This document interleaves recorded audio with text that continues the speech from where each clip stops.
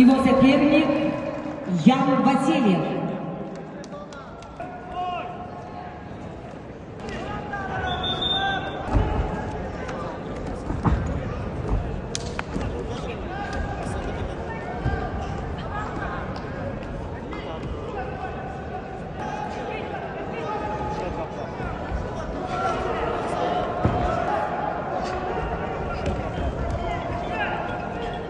На ковре А чисто техническую победу держал Лев Павлов.